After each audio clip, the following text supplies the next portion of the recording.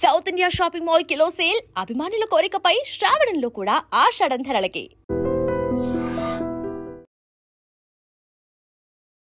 ప్రతిపక్ష నాయకుడు రాహుల్ గాంధీ మీద సుప్రీంకోర్టు కీలకమైనటువంటి వ్యాఖ్యలు చేసింది. నిజమైనటువంటి భారతీయుడైతే మీరు అలాంటి వ్యాఖ్యలు చేయరు. భారత్ జోడో యాత్ర 2022లో జరిగింది. ఆ మాటలు ఇప్పుడు ఎందుకు ప్రకంపనలు కల్పిస్తున్నాయి? ఇదే కదా ప్రాబ్లం. గౌరవ్ గొగోయ్ ఏం మాట్లాడతారు, ఆయన మీద ఆరోపణలు ఉన్నాయి already, that is an ISI agent అని చెప్పి, which is unsubstantiated but correct. Himanta Biswa Sarma case వేశాడు that he went and stayed in Pakistan for 1.5 years అని చెప్పేసి.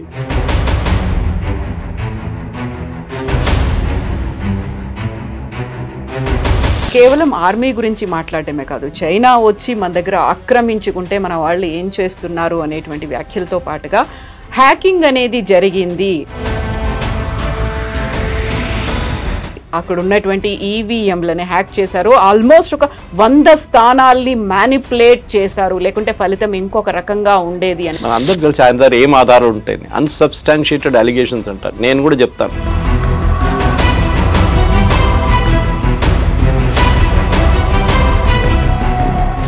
$17 years వాళ్ళ ఫ్యామిలీకి luckily army stood by them.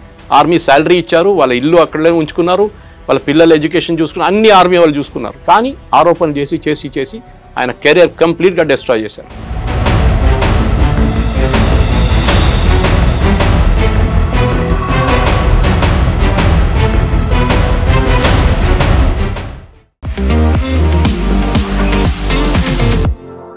నమస్తే, నేను Kavitha. Welcome to iDream news and నిజాలు. ప్రతిపక్ష నాయకుడు రాహుల్ గాంధీ మీద సుప్రీంకోర్టు కీలకమైనటువంటి వ్యాఖ్యలు చేసింది, మండిపడింది. నిజమైనటువంటి భారతీయుడైతే మీరు అలాంటి వ్యాఖ్యలు చేయరు అంటూ మరొక మారు అలాంటి వ్యాఖ్యలు చేయకూడదు అంటూ కూడా సుప్రీంకోర్టు కీలక కామెంట్స్ చేసింది. యాక్చువల్గా భారత్ జోడో యాత్రలో ఏం జరిగింది, ఎందుకని ఆర్మీ మీద అలాంటి కామెంట్స్ చేయాల్సి వచ్చింది?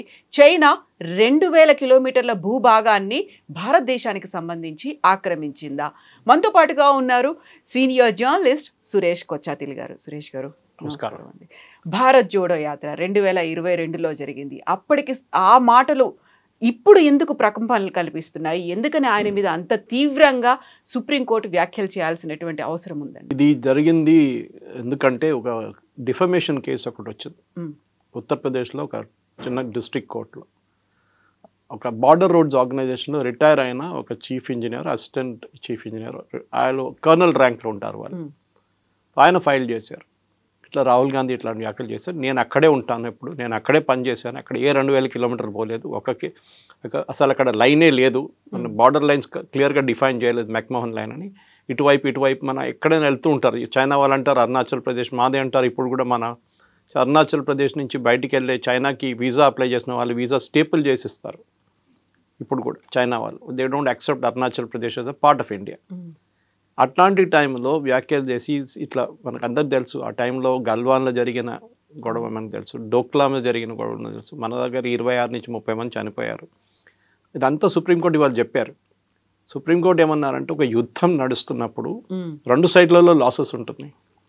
It's a very loaded statement. ఎందుకంటే ఈ ఆపరేషన్ సింధూర్లో ఎన్ని ప్లేన్లు పోయినా అడిగినప్పుడు దానికి సుప్రీంకోర్టు జవాబు ఇది ఇండైరెక్ట్గా.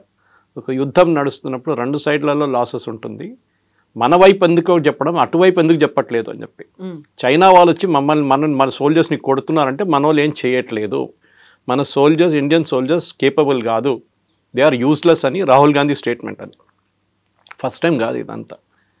మీకు గుర్తుంటుంది, దీనికన్నా ముందు కూడా వీర్ సవర్కర్ గురించి కామెంట్ చేశారు, దానికి కోర్టుకు వెళ్ళి అపాలజైజ్ చేశారు. పెద్ద స్టేట్మెంట్ ఇస్తుండే ఎప్పుడు, మై సవర్కర్ నై హూ గాంధీ హూ అని చెప్పి. First of all is not a Gandhi, మన అందరికి తెలుసు. వాళ్ళ స్పెల్లింగ్ ఇస్ GHANDY, గండి. వాళ్ళ కమ్యూనిటీ అది, పార్సీ కమ్యూనిటీలో ఒక కమ్యూనిటీలో గండి అండి. వాళ్ళ ఫాదర్ అదే కమ్యూనిటీ నుంచి వచ్చిందన్నమాట. మహాత్మా గాంధీ ఏమో పర్ఫ్యూమ్ అమ్ముతున్న వాళ్ళు, గంధం అమ్ముతున్న వాళ్ళు కమ్యూనిటీ గుజరాత్ నుంచి. So that is Mahatma Gandhi's community.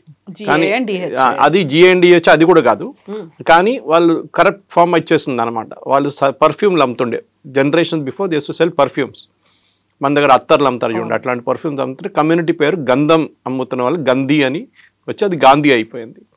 ఇటువైపు అమ్మ గండి. సో ఎనీవే మనం పక్కన పెడదాం, ఎందుకంటే that issue sorted out because Indira Gandhi ఒకసారి గురువాయూర్ టెంపుల్కి వెళ్ళినప్పుడు ఆమెకు లోన్ పోలేదు. She was the prime minister, she was not allowed in side. The priest very clearly said you are a Parsi, you cannot come in side, so you're out. But ఈ నేను గాంధీని సవర్కర్ కాదని చెప్పేది, సవర్కర్ అనుభవించిన 100th పనిష్మెంట్ కూడా రాహుల్ గాంధీ ఒక రోజు కూడా తట్టుకోలేకు. పెద్ద పెద్ద మాటలు అంటాడు, born with silver spoon in his mouth, licence లేకుండా మాట్లాడుతూ. ఇప్పుడు ఫస్ట్ టైం నేను డైలీ ఆల్మోస్ట్ రాహుల్ గాంధీని ట్విట్టర్లో ట్యాకిల్ చేస్తాను. అబద్ధాల మీద అబద్ధాలు చెప్తారు, అంటే షిఫ్టింగ్ గోల్ పోస్ట్ అని అంటాం మన ఇంగ్లీష్లో. ఒక అబద్ధం చెప్పి దానికి ఎవరైనా వచ్చి కౌంటర్ చేసినప్పుడు ఏం చేస్తాడు, అక్కడ నుంచి మారిపోయి ఇంకో ప్లేస్కి వెళ్ళిపోతాడు, ఇంకొక అలిగేషన్ చేస్తాడు. అది ఇప్పుడు ఎలక్షన్ కమిషన్ మీద నేను నా దగ్గర అటమ్ బాంబు ఉంది, నా దగ్గర హైడ్రోజన్ బాంబు ఉందని చెప్పారు. ప్రెస్ కాన్ఫరెన్స్ క్యాన్సిల్ అయిపోయింది. ఎక్స్క్యూజ్ ఏంటంటే శిబు సోరెన్ గారు చనిపోయారు, దానికోసం పోస్ట్పోన్ చేస్తున్నామని. కాదు, పాసిబ్లీ అభిషేక్ మను సింఘ్వి ఇవాళ కోర్టులో అపియర్ అయిన కాంగ్రెస్ సీనియర్ అడ్వకేట్, ఆయన చెప్పుంటాడు ఇట్లాంటి పనులన్నీ చేయకు, ఆల్రెడీ సుప్రీంకోర్టు కోపంలో ఉంది, నువ్వు వెళ్తే మళ్ళీ ఇంకోటి కేసు వేస్తాడు, మళ్ళీ నేను కోర్టుకి వెళ్ళాల్సి వస్తుంది, మళ్ళీ నేను తిట్లు వినాల్సి వస్తుంది జడ్జెస్ దగ్గర అని. జడ్జెస్ ఇంకో చాలా సీరియస్ మాట చెప్పారు. దీనికన్నా సీరియస్ ఏంటంటే, if are an Indian, if you are an Indian, నిజమైన భారతీయుడు అయితే నువ్వు ఇట్లాంటి మాటలు చెప్పవు అంటే, ఆల్రెడీ ఒక కేసు పెండింగ్ ఉంది, that he's holding a British passport. ఇవాళ దాకా రాహుల్ గాంధీ డినై చేయలేదు. బ్యాకాప్స్ అనే కంపెనీలో యూకేలో సైన్ చేశాడు that I'm a British citizen అని. British government last week Indian గవర్నమెంట్కి ఆ పాస్పోర్ట్ పేపర్స్ అన్ని హ్యాండ్ ఓవర్ చేశారు. అది ఇప్పుడు కోర్టు కేసు నడుస్తుంది, సో బయటికి రాలేదు ఇంకా. అది కాకుండా మన అందరూ తెలుసు, నేషనల్ హెరాల్డ్ కేసులో డాక్టర్ సుబ్రహ్మణ్యం స్వామి ఫైల్ చేసిన కేసు ఒకటి, 420 అంటాం మన ఇంగ్లీష్లో, చీటింగ్, హిందీలో 420 అంటాం, చీటింగ్. 420 సెక్షన్ కింద బెయిల్ తీసుకున్నాడు రాహుల్ గాంధీ. ఒక హిస్టరీ ఉంది ఆయనకి, అంటే ఒక సెన్స్ ఆఫ్ ఎంటైటిల్మెంట్ అంటాం. మనం ముందు మన రాజులంతా ఉన్నప్పుడు వాళ్ళని నన్ను ఏం చేయలేరు, నా కొడుకు వాడిని కూడా మీరు ఏం చేయలేరు, ఎందుకంటే వాడు రాజు. ఈ యాటిట్యూడ్ రాహుల్ గాంధీకి ఉంది. నన్ను ఎవరు ఏం చేయకూడదు, మోదీని విపరీతంగా తిడతారు, అమిత్ షాని తిడతారు, అన్నీ చెప్తారు. ముందు 2002 అని చెప్పుకుంటూ పోయింది, తర్వాత కోర్టు నుంచి అది కూడా ఒక టక్క వచ్చింది, దాది బంద్ అయిపోయింది బిజినెస్ ఇప్పుడు. దాని తర్వాత మీరు చూసుంటారు, ఒక ఆర్ఎస్ఎస్ మీద ఒక ఆరోపణ చేశారు. ఆర్ఎస్ఎస్ మన మహాత్మా గాంధీ అసాసినేషన్తో లింక్డ్ అని చెప్తే వాళ్ళు కేసు ఫైల్ చేస్తే మహారాష్ట్రలో మళ్ళీ అక్కడ వెళ్ళి అపాలజైజ్ చేశాడు, ఐఎమ్ సారీ అని చెప్పి. ఇదే పార్టీ లీడర్ దీక్షిత్, మనకందరూ తెలుసు, షీలా దీక్షిత్ కొడుకు, ఫార్మర్ ఆర్మీ చీఫ్, అంటే అప్పుడు సర్వింగ్ ఆర్మీ చీఫ్ని సడక్క గుండా అని పిలిచారు. అంటే వీళ్ళకి ఒక కాన్స్టెంట్ థీమ్ అంటే ఈ పార్టీలో ఆర్మ్ ఫోర్సెస్ని రెస్పెక్ట్ చేయరు. లేకుండా ఆలోచించండి, పాకిస్తాన్తో జరిగిన ఆపరేషన్ సింధూర్లో ఇవాళ దాకా రాహుల్ గాంధీ ఈ ప్రశ్న అడగలేదు, పాకిస్తాన్ది ఎన్ని ప్లేన్లు పోయినాయని. మన దేశంలో ఎన్ని ప్లేన్లు పోయినాయి ఆయనకు తెలియాలి. పాకిస్తాన్తో ఎంత అసెట్స్ డ్యామేజ్ అయింది అది చెప్పట్లేదు, వాళ్ళే చెప్పారు. మాది ఇన్ని అసెట్స్ పోయినాయి, అవాక్స్ పోయినాయి, మాది హ్యాంగర్ మీద కొట్టారు, అన్నీ చెప్పారు, రన్వే మీద కొట్టారు, వాళ్ళే అంగీకరించారు. కానీ రాహుల్ గాంధీ అది యాక్సెప్ట్ చేయట్లేదు. దీనికన్నా ముందు కూడా మీకు గుర్తుంటుంది, అక్కడ బాలాకోట్ స్ట్రైక్ జరిగినప్పుడు అక్కడ కొంచెం చెట్లు కొట్టేశారని చెప్పాడు రాహుల్ గాంధీ. అదే స్టేట్మెంట్ పాకిస్తాన్ వాళ్ళు చెప్పారు, అక్కడ ఏం జరగలేదు, చెట్లు కొట్టారు. తర్వాత తెలిసింది 300 మంది చనిపోయారు టెర్రరిస్ట్ అని. అక్కడ కొంచెం ట్రైనింగ్ క్యాంప్ ఉండేది, స్పెసిఫిక్ ఇన్ఫర్మేషన్తో కొట్టారు. ఇప్పుడు రీసెంట్ కొట్టినట్టు సింధూర్ లాగా అది కూడా కొట్టారు. ఒక డిఫరెన్స్ ఏంటంటే we had to enter Pakistan. మన దగ్గర అప్పుడు రఫేల్ లేకుండే, రఫేల్లో ఉన్న మిసైల్స్ ఉంటే మనకి పాకిస్తాన్ ఎంటర్ చేయక్కర్లేదు, ఈసారి చేసినట్టు షూట్ అండ్ స్కూట్ చేయొచ్చు. ఇండియా టెరిటరీ నుండి 300 కిలోమీటర్ దాకా మనం కొట్టచ్చు మిసైల్, అది వెళ్ళిపోతుంది ఆ డైరెక్షన్లో. కానీ ఈ రాహుల్ గాంధీ చేస్తున్న ఒక్కొక్క స్టేట్మెంట్కి ఇర్రెస్పాన్సిబిలిటీ. ఎందుకంటే మీకు గుర్తుంటుంది, ఒక మన్మోహన్ సింగ్ గవర్నమెంట్ ఒక డెసిషన్ తీసుకున్నారు పొలిటీషియన్స్ గురించి, వాళ్ళ కేసుల గురించి ఒక క్యాబినెట్ డెసిషన్ తీసుకున్నప్పుడు కాన్స్టిట్యూషన్ క్లబ్ ఢిల్లీలో ప్రెస్ కాన్ఫరెన్స్ నడుస్తున్నప్పుడు కాంగ్రెస్ వాళ్ళది, అక్కడ వచ్చి ఆ బిల్ని చింపేశారు రాహుల్ గాంధీ అందరి ముందు. Is nobody, he was only an MP. ఆ ఎంపీ కూడా he tore a paper and threw it. I think the time he lost, అప్పుడు ఎంపీ కాదనుకుంటాను నేను, మన్మోహన్ సింగ్ టైంలో చింపేసి పడేశారు. ఒక కాన్స్టిట్యూషన్ అమెరికా క్యాబినెట్ పాస్ చేసిన రెజల్యూషన్ని ప్రెస్ కాన్ఫరెన్స్లో వస్తే నేను చాలా పెద్ద మనిషిని, నేను మన్మోహన్ సింగ్ ఎవడు అని చెప్పి చించి పడేశారు మొత్తం పేపర్ని. ఇది ఆలోచించండి, this is the common attitude. ఒక బాడీ లాంగ్వేజ్ చూస్తే తెలిసిపోతుంది, యారగెన్స్. నిన్న చాలా మంచి ఇంట్రెస్టింగ్ వీడియో కూడా వచ్చింది, చూసుంటారు మీరు. The famous British or American psychologist, నాకు ఎగ్జాక్ట్లీ గుర్తులేదు, British or one famous psychologist, చాలా ఫేమస్ ఆయన. ఆయన ఏం చేస్తారంటే అందరు బాడీ లాంగ్వేజ్ స్టడీ చేస్తారు పొలిటీషియన్స్, అండ్ కరెక్ట్గా వస్తుంది అది. So Rahul Gandhi body language పార్లమెంట్లో లాస్ట్ వీక్ జరిగిన డిబేట్లో ఆయన అనలైజ్ చేశారు, అది చూడండి మీరు ఒకసారి. ఈ saying it's a put on show. డ్రామాలో ఎట్లా యాక్ట్ చేస్తారో exactly is acting like that. ముందే ఇంట్లో ప్రాక్టీస్ చేసుకోవచ్చని చేస్తున్నట్లు ఉన్నాడు అని చెప్పేసి. సో వీళ్ళందరూ ఈ మీడియా వాళ్ళు కూడా చాలా మట్టి కొనుక్కున్నారనుకోండి వాళ్ళ మీడియా. ఎందుకంటే Rajdeep Sardesai wife Sagarika Ghosh is an MP, TMC MP. ఇటువైపు మీకు గుర్తుంటుంది డ్యూరింగ్ కాంగ్రెస్ టైం రాజ్దీప్ సర్దేశాయ్, శేఖర్ గుప్తా, బర్ఖా దత్ వీళ్ళకందరికి పద్మ అవార్డులు ఇచ్చారు. అది ఎందుకు ఇచ్చారో మనందరికి తెలుసు, వాళ్ళు కొనుక్కున్నారు open. At the same time ఇప్పుడు చూడండి అన్ని ఆర్టికల్స్ కాంగ్రెస్ వాళ్ళు రాస్తున్న అన్ని ఆర్టికల్స్ ఇండియన్ ఎక్స్ప్రెస్లో వస్తుంది, ఏ పేపర్లో రావట్లేదు. అంటే ఐదర్ వాళ్ళు కొనుక్కున్నారు లేకుంటే స్పాన్సర్డ్ ఆర్టికల్ ఉండొచ్చు. Anyway will come back to this case. ఈ కేసులో కూడా సుప్రీంకోర్టు చాలా క్లియర్గా ఏం చెప్పారంటే, మీరు ఆపోజిషన్ లీడర్గా ఉన్నప్పుడు you can speak in the parliament, మీకు అక్కడ ప్రొటెక్షన్ కూడా ఉంది. పార్లమెంట్లో ఒక ప్రొటెక్షన్ ఏంటంటే మీరు పార్లమెంట్లో ఏం మాట్లాడినా అది అసెంబ్లీలో కూడా అంతే రికార్డ్, మీకు రికార్డ్ ఒకటి. Second you won't get, nobody can file a case against you. మీరు పార్లమెంట్లో చెప్పాను ఒక ప్రివిలేజ్ ఉంది మీకు, అది ఒక ప్రొటెక్షన్ ఉంది. నేను యాజ్ అ మ్యాటర్ ఆఫ్ డిబేట్లో మాట్లాడుతూ చెప్పారు, unless the speaker or chairman తీసేసిన రికార్డ్ తీయకుంటే అది అక్కడే ఉంటుంది.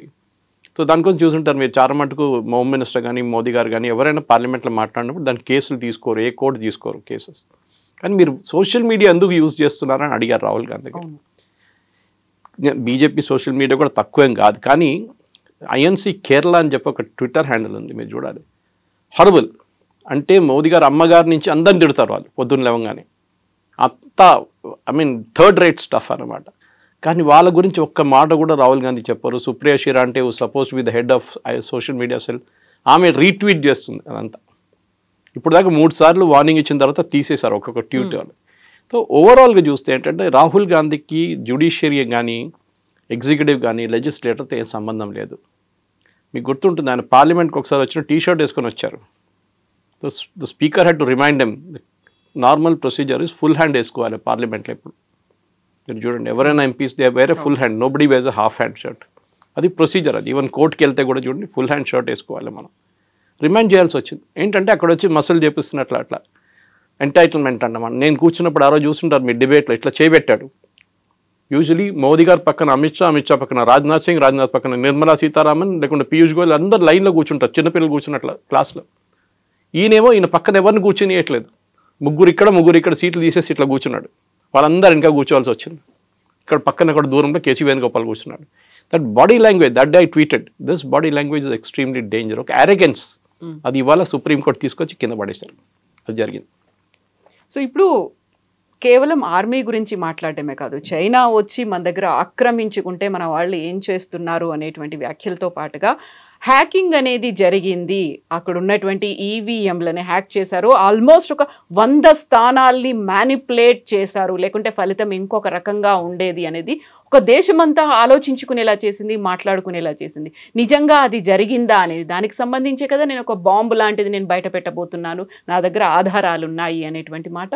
మన అందరికి తెలిసి ఆయన దగ్గర ఏం ఆధారాలు ఉంటాయి, అన్సబ్స్టాన్షియేటెడ్ అలిగేషన్స్ అంటారు. నేను కూడా చెప్తాను, తెలంగాణలో అన్ని అసెంబ్లీ కాన్స్టిట్యున్సీలో హ్యాకింగ్ జరిగింది, దానికోసం రేవంత్ రెడ్డి ముఖ్యమంత్రి అయ్యండి.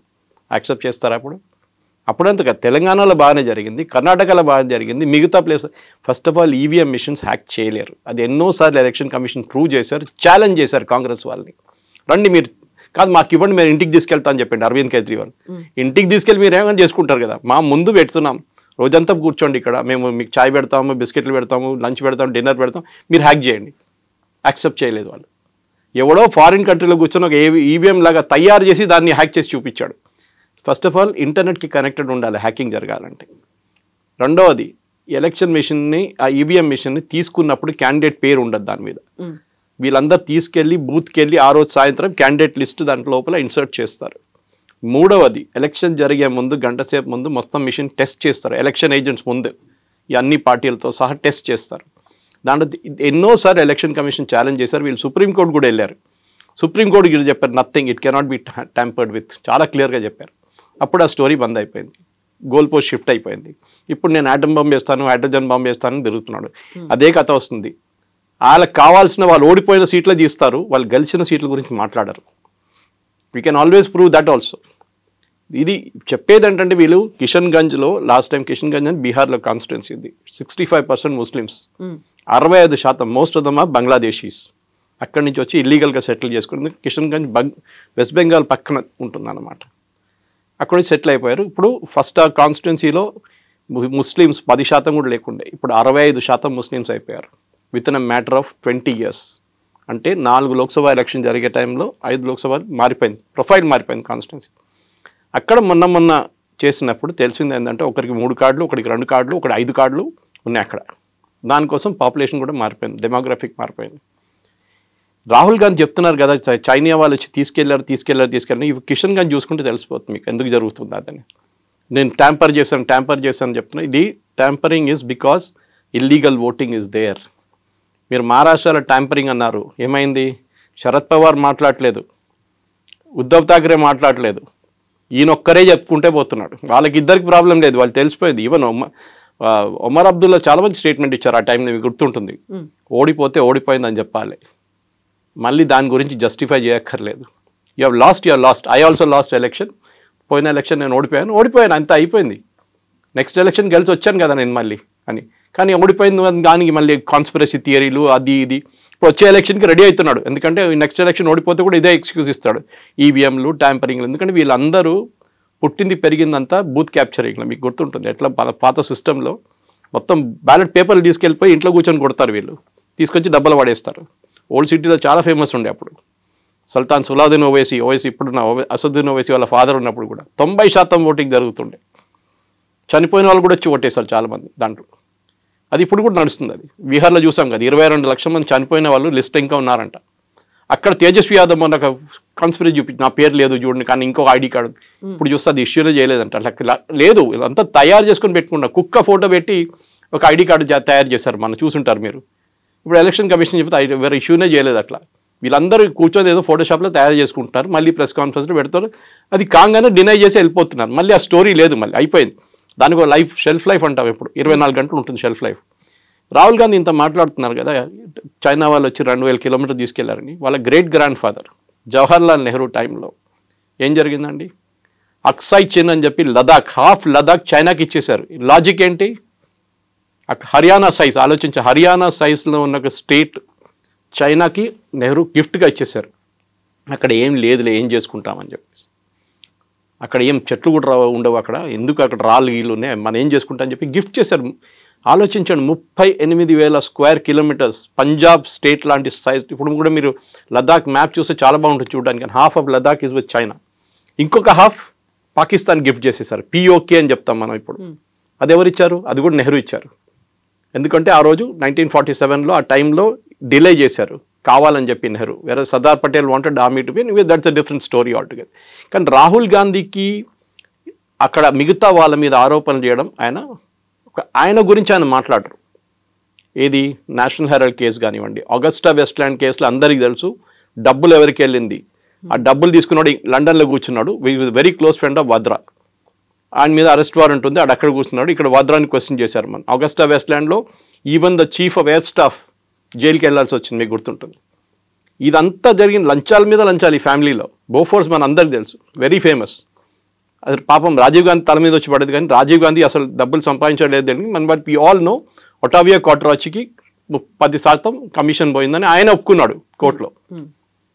ఒటావియా Quattrocchi is very close friend of Sonia Gandhi, relative వాళ్ళు.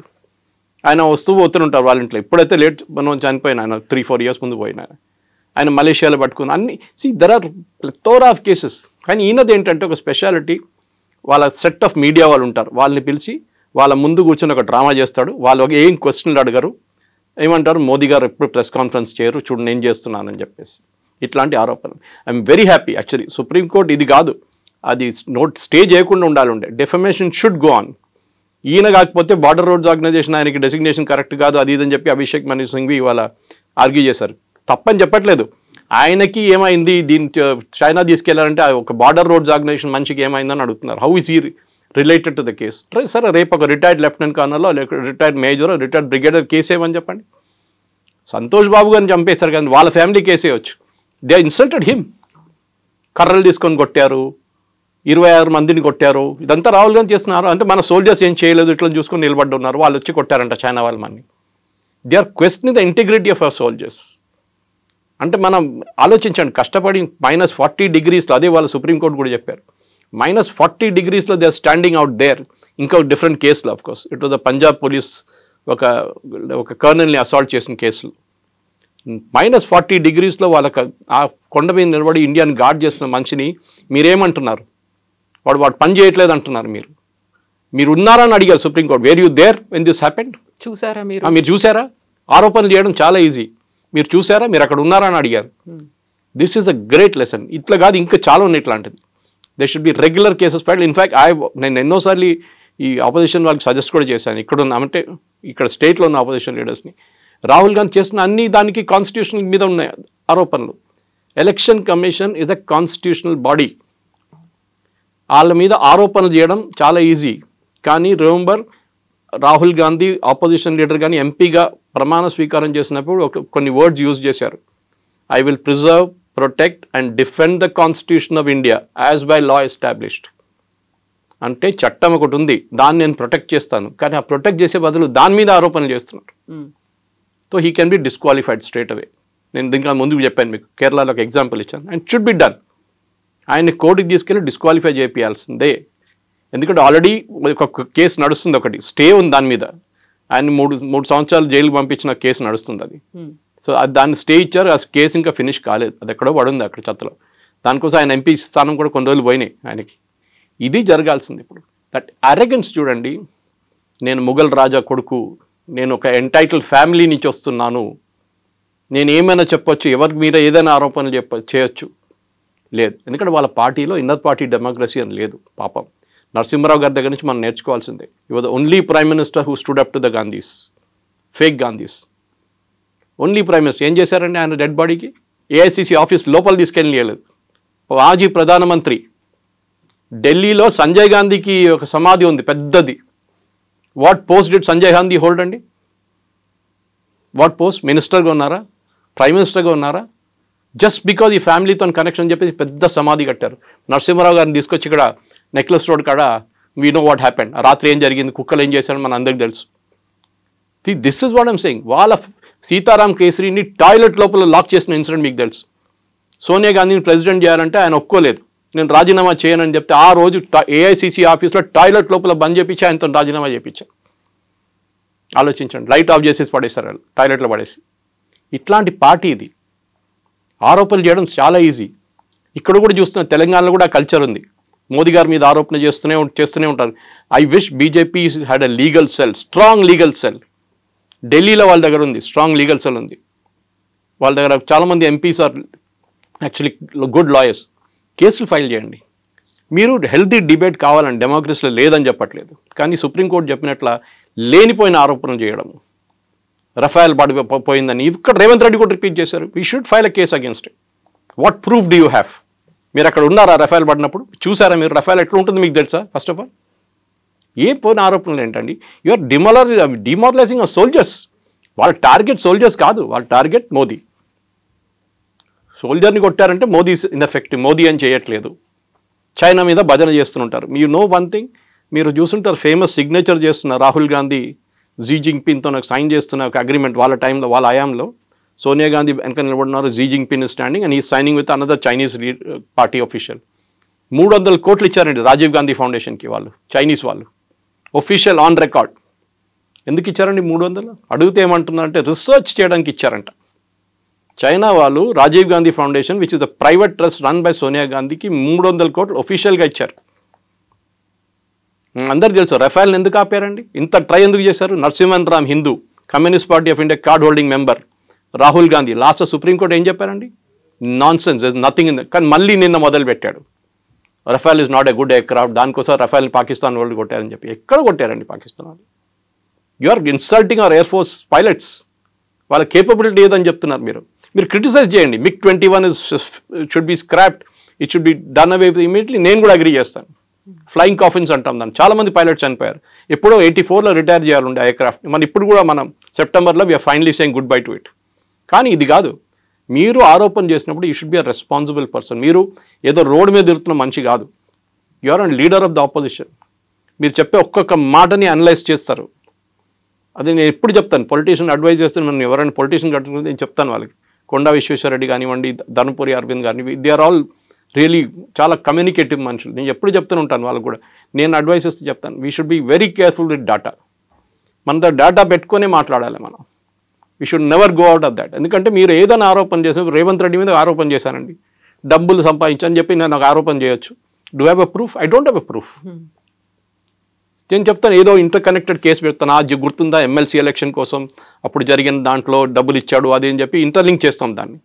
That is not the right way to do it. ఎవరైనా కానీ ముఖ్యమంత్రి అయినా కానీ ఈ షుడ్ బి రెస్పెక్టెడ్. కానీ మీరు ముఖ్యమంత్రిగా ఉన్నప్పుడు మీరు ఆరోపణ చేయడం, మీరు లీడర్ ఆఫ్ ఆపోజిషన్ కూడా మీరు ఆరోపణ చేయడంలో ఎస్పెషలీ మన ఆర్మ్ ఫోర్సెస్ మీద వాళ్ళ మొరాల్ దెబ్బతింటుంది.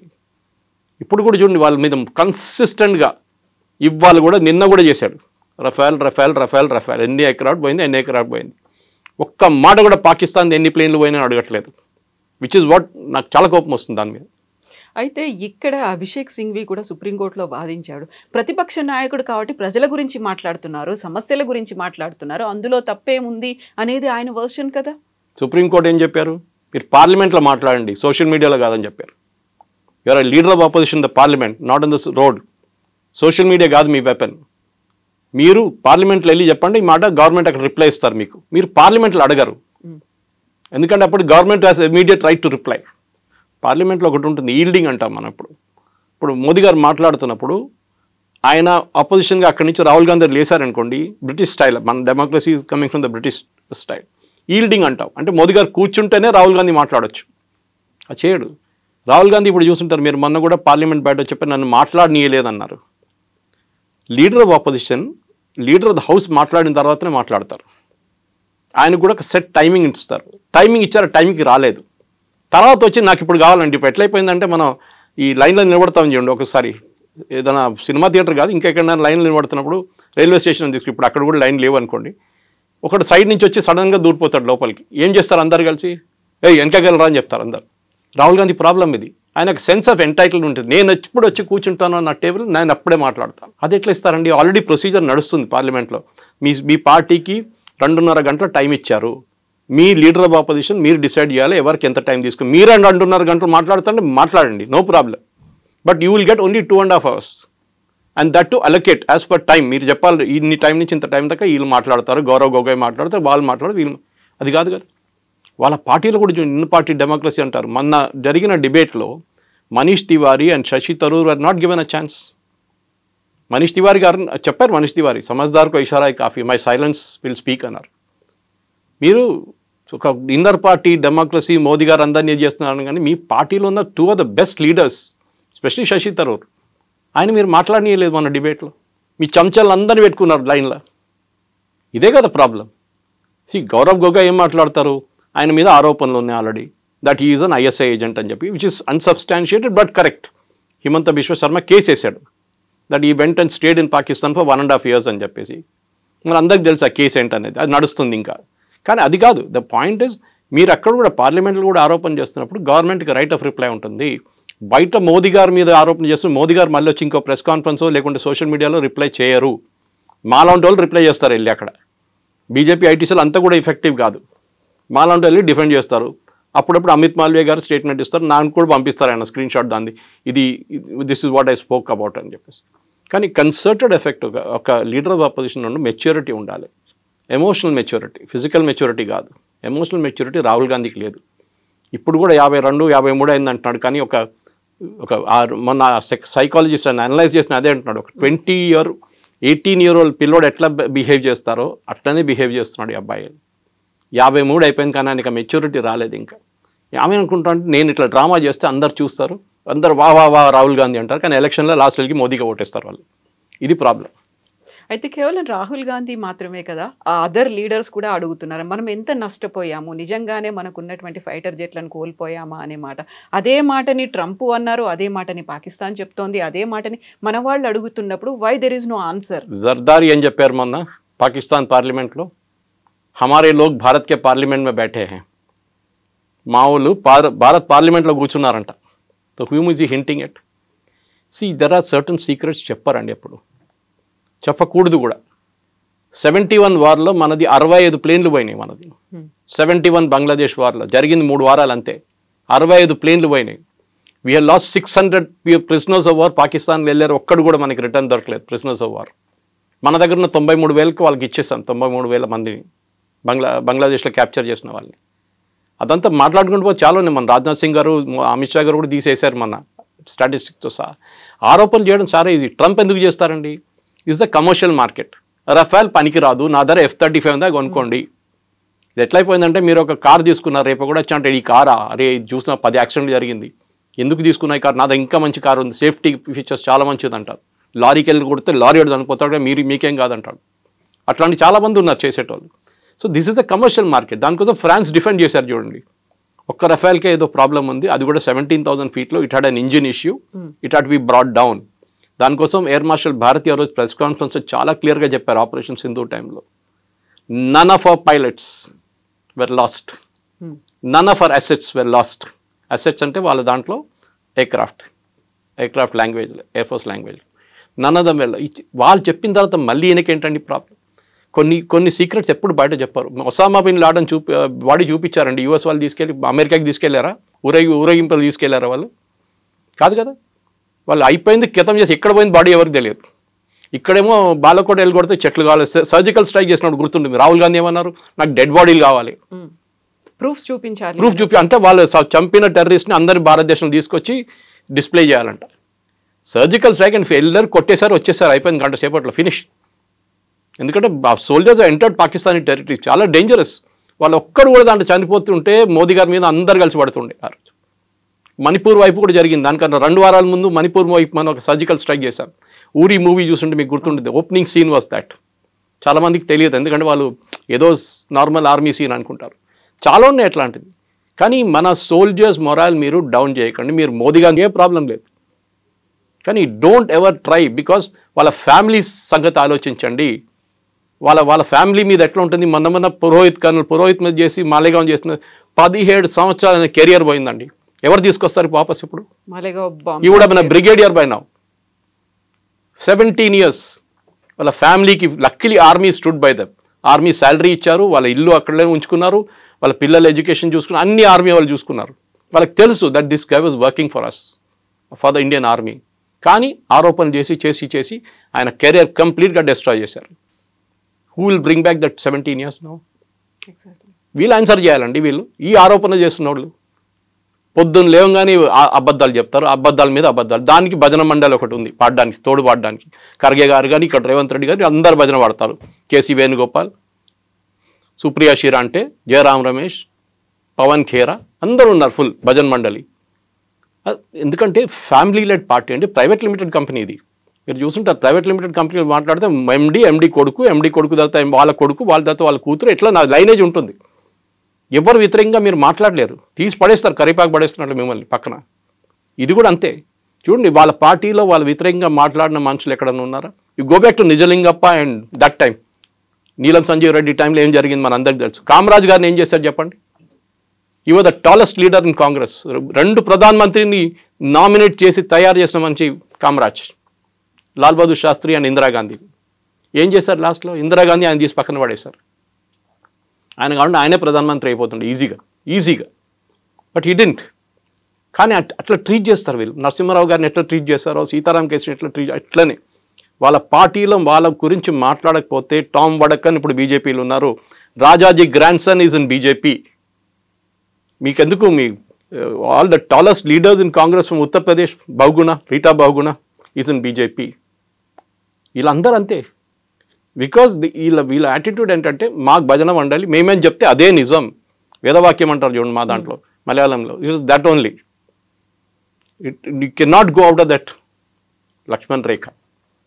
ఇప్పుడు పదే ట్రంప్ మాట చెప్తున్నాడు, నా వల్లే యుద్ధం ఆగింది, ఎందుకంటే ఇద్దరి దగ్గర న్యూక్లియర్ వార్ హెడ్స్ ఉన్నాయి, అదైతే మొత్తం సర్వనాశనం అయ్యేది నేను చెప్పాను కాబట్టి.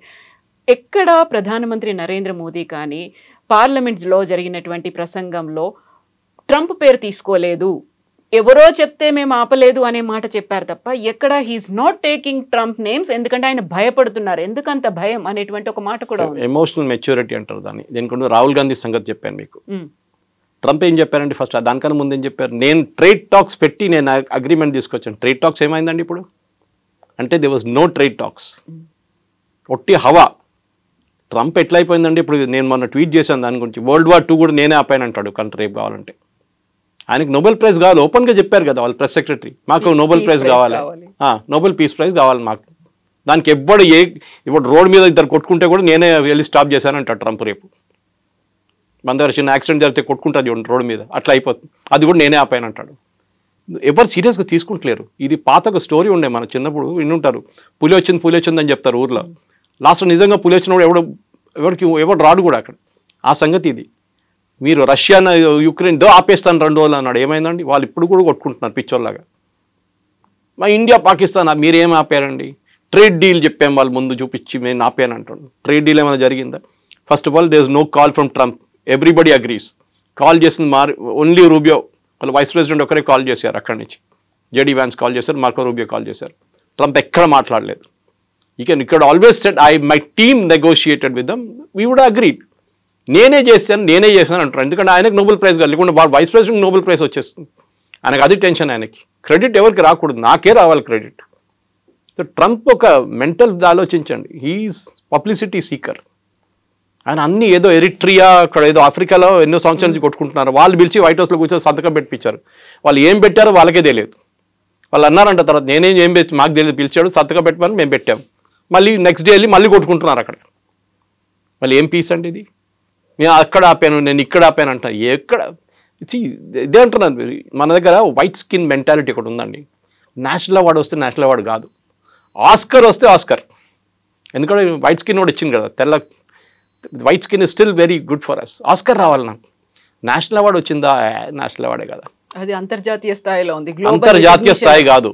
వైట్ స్కిన్ మెంటాలిటీ ఇంకా పోలేదండి మనకి.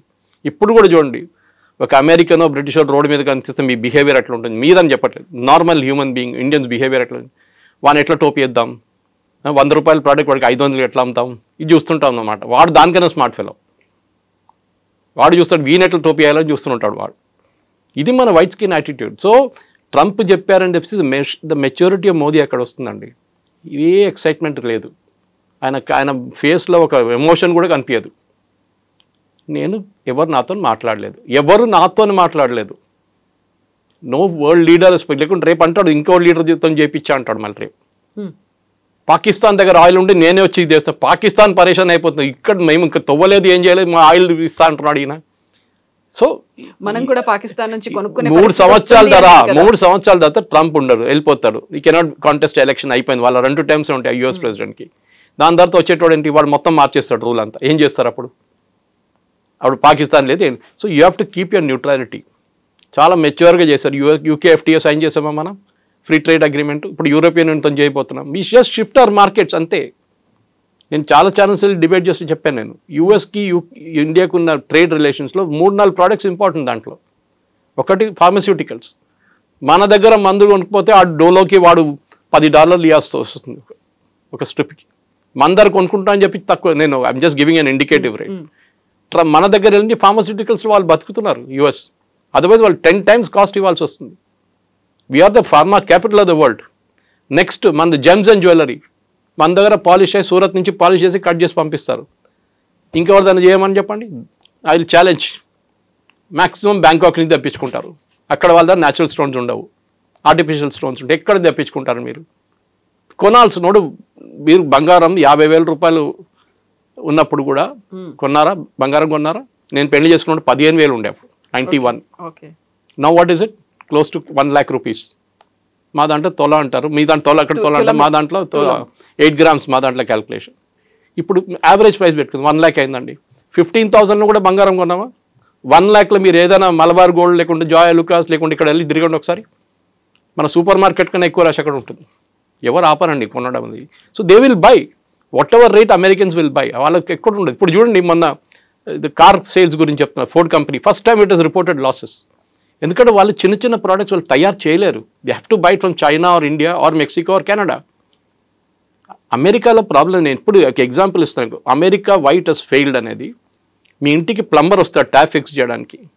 ఒక ఇండియన్ ఈక్వలెంట్ తీసుకుంటాను, అమెరికన్ ఈక్వలెంట్ తీసుకోను. ట్యాప్ కాస్ట్ 250 రూపాయలు. ఫిక్స్ చేసేటోడు 500 తీసుకుంటాడు. You're out. మార్కెట్ అవుట్ అయిపోయింది. That is what happens in America. అమెరికాలో వాడు ఇంకేం చేయడు. మన దగ్గర ఏం చేస్తాం, మనం చాలా స్మార్ట్. మనం వచ్చినప్పుడు ఆ గడ్డ పోయింది ఒకసారి చూసుకో, ఇది కొంచెం లీక్ అవుతుంది చూసుకో, అక్కడ పోయింది చూసుకో అని చెప్పి అంత 10 పనులు చేయించుకుంటాం 500కి. అక్కడ చేయలేరు, వాడు వచ్చిన పని చేసి వెళ్ళిపోతాడు. So you are out price from the market. అదే యాపిల్ వాళ్ళు చెప్తున్నారు కదా, ఇదే ఫోన్ మీరు ఇండియా మీద 100% డ్యూటీ వేయండి, అప్పుడు కూడా still cheaper than making it in US. వాళ్ళ పర్ డాలర్ వేజ్ మీకు తెలుసు ఎంత హై ఉంటుందని, వాళ్ళ కాస్ట్ ఆఫ్ లివింగ్ హై ఉంది. మన దగ్గర శ్రీపెరంబదూర్లో ఈజీగా చేయించుకుంటారు దానికన్నా చాలా తక్కువ రేట్లో. This is America has become totally out priced of the market. వాళ్ళ స్టీల్ కొనలేము, వాళ్ళ కాపర్ కొనలేము. నేను చెప్తున్నాను కదా, మోదీ గారు ఏం చేయాలంటే 0% ఇచ్చేసేయండి, except for dairy products and agriculture and of course చిన్న చిన్న కొన్ని ఉంటాయి, అది మనం చేయలేము. స్పెషల్ డైరీ ఎందుకు మనం అబ్జెక్ట్ చేస్తున్నాం, అమెరికా నుంచి ఇంపోర్ట్ ఎందుకు అబ్జెక్ట్ చేస్తున్నాం అంటే వాళ్ళ ఆవులకి మీట్ పెడతారు, మన ఇక్కడ గడ్డి ఇస్తాం వాళ్ళకి, వాళ్ళు మీట్ ఇస్తారు, మీట్ ప్రొడక్ట్స్ ఇస్తారు తినడానికి. అది వీ విల్ నాట్ యాక్సెప్ట్. ఎందుకంటే మన ఆవుకి గడ్డి మీట్ పెట్టి బీఫ్ పెట్టి దానికి తిండి ఇచ్చిన తర్వాత ఆ పాలు మనం వాడం. So we're very clear, we will not use it. Because మిగతా స్టేట్ నుంచి మనకు పాలు వస్తుంది కదా, మిగతా కంట్రీస్ నుంచి చాలా కంట్రీస్ వస్తుంది, అది మనం ఎందుకు తీసుకుంటున్నాం ఇప్పుడు కూడా. We're self sufficient. మనోడు ఎవరు కొన్నాడు, పిచ్చోడు కొంటాడు అక్కడ వెళ్ళి అంత డబ్బులు పెట్టి కొనడానికి. మన దగ్గర పాలు వస్తున్నాయి, అన్ని డైరీలు ఉన్నాయి ఇక్కడ. Next agriculture. మీరు ఇక్కడ నుంచి ఇప్పుడు వాళ్ళు చూసాను బాస్మతి సేల్స్, నేను అనుకున్న US top, US 6th position ఉంది బాస్మతి సేల్స్ మన దగ్గర నుంచి. So we have no threat except agriculture. MSME, third sector was MSME. మన ఎంఎస్ఎంఈ అంటే చిన్న చిన్న కార్ఖానాలు, మీరు ఫతేనగర్ వెళ్ళండి, బాల్నగర్ వెళ్ళండి, వెల్డింగ్ షాపులు, ఈ లేత్ షాపులు, ఇట్లాంటి చిన్న చిన్న కార్ఖానాలు ఉంటాయి. We have to protect them. 50 కోట్లు 10 కోట్లు 20 కోట్లు టర్న్ ఓవర్ చేసిన కంపెనీలు వాళ్ళు ప్రొటెక్ట్ లేకుండా యూఎస్ వచ్చి మొత్తం మార్కెట్ మటాష్ చేసి పడేస్తారు. ఎందుకంటే వాళ్ళ దగ్గర సబ్సిడీ ఉంటుంది, గవర్నమెంట్ వాళ్ళకి చాలా సబ్సిడీ ఇస్తారు, దాన్ని మన మీద వచ్చి దేశేస్తారు. అగ్రికల్చర్ కూడా హెవీ సబ్సిడీ దగ్గర మనం కూడా ఇస్తాం, లేదని చెప్పట్లేదు. But it's a bigger picture. Modi గారు చేస్తున్న మీరు అడిగిన ప్రశ్నకి మెచ్యూరిటీ చూడండి, పార్లమెంట్లో రిప్లై చేస్తున్నారు, అక్కడ లేని ఇక్కడ లేని. ఎందుకంటే రేపు your friend my enemies my friend అంటాం, రేపు మనం మళ్ళీ చేయగలపాల్సి వస్తుంది. ఒక రోజు ట్రంప్ దిగొస్తాడు కిందికి, ఆ రోజు గుర్తుపెట్టుకుంటాడు, నేను అది తిట్టాను చూడ, నన్ను ఇట్లా తిట్టావాను ఆ రోజు అని చెప్తాడు. అప్పుడు మేమేం తిట్టలేదండి, మీరే తిట్టారు నన్ను. We are very careful to you, we didn't mention your name anywhere, మీ పేరు ఎక్కడ చెప్పలేదు, మేము చాలా మెచ్యూర్గా బిహేవ్ చేశాం. అది that is the political maturity of a leader versus Rahul Gandhi Chinese వాళ్ళు వచ్చి మన సోల్జర్స్ని కొట్టారని చెప్పి డిఫరెన్స్ అక్కడ వస్తుంది అన్నమాట. Yes sir, thank you so much sir. Thank you very much. Thank you.